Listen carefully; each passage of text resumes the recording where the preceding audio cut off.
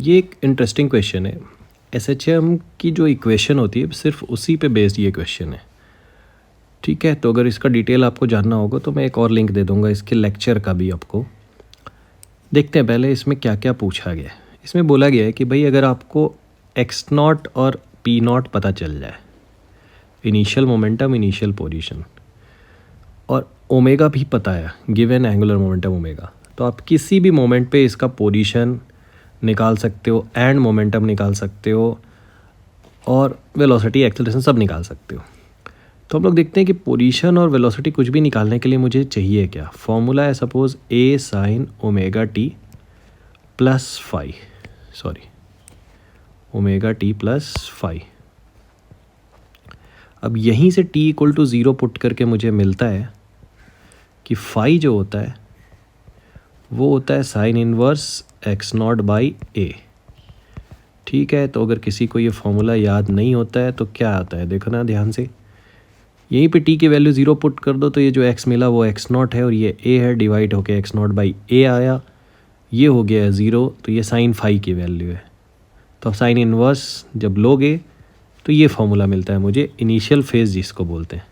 तो अगर मुझे इनिशियल फेज़ पता है तो मैं क्या कर सकता हूँ, किसी भी पॉइंट पे, ठीक है, मुझे एक टी की वैल्यू रखनी है और मुझे एक्स चाहिए। मान लो मुझे टी रखना है और मुझे एक्स चाहिए। मोमेंटम के लिए क्या चाहिए, यहाँ से इसको डिफ्रेंशिएट कर दूंगा, a omega cos omega t plus phi आ जाएगा। इसके लिए भी मैं टी की वैल्यू पुट करूँगा तो मुझे चाहिए सिर्फ ए और फाई। अगर मुझे ए और फाई पता है तो मैं निकाल सकता हूँ कुछ भी, क्योंकि ओमेगा तो क्वेश्चन में गिवन है। अब देखो कि फाई क्या होता है। फाई के लिए ए चाहिए, मुझे दो चीज़ें चाहिए पोजीशन वेलोसिटी निकालने के लिए, वो है ए और फाई। और फाई के लिए खुद ए चाहिए, मतलब ए निकल गया तो सब निकल गया। ए कैसे निकलेगा, अब बात आती है ये, उस इनिशियल मोमेंट पे एक्स नॉट गिवन है और मोमेंटम गिवन है। तो ध्यान से देखो, अगर मैं एक्स नॉट लिखता हूँ यहाँ से, वो होता है एम्पलीट्यूड साइन ओमेगा टी। ठीक है, या टी की वैल्यू 0 है तो आप उसको साइन फाई भी लिख सकते हो। और जब मोमेंटम लिखूंगा टी इक्वल टू 0 पे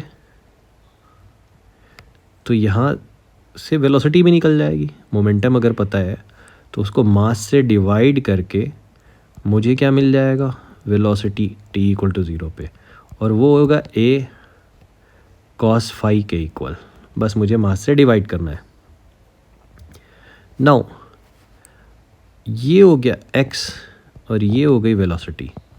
क्या मैं यहाँ से ए और फाई निकाल सकता हूँ, बहुत आसान है। अगर मैं इन दोनों को स्क्वायर करके ऐड कर दूँ तो मुझे एम्पलीट्यूड मिल जाएगा, और अगर मैं डिवाइड कर दूँ तो tan फाई से मुझे फाई मिल जाएगा। मतलब ये दोनों इक्वेशन से क्या मैं ए और फाई निकाल सकता हूँ, बहुत ईजिली निकाल सकता हूँ।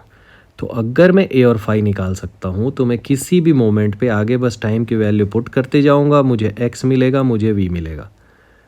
ठीक है, तो इसका मतलब असर्शन तो बिल्कुल करेक्ट है। रीज़न क्या लिखा हुआ है, amplitude and the phase can be express in terms of x not and p not. बिल्कुल सही लिखा है। यही तो प्रोसेस हमने किया कि एक्स नॉट और पी नॉट से हमने ए और फाई निकाला। That's why we can calculate the position, velocity, acceleration, whatever we want in terms of x not and p not. यही तो इसका रीज़न है। सो ये करेक्ट रीज़न है और करेक्ट एक्सप्लेनेशन है।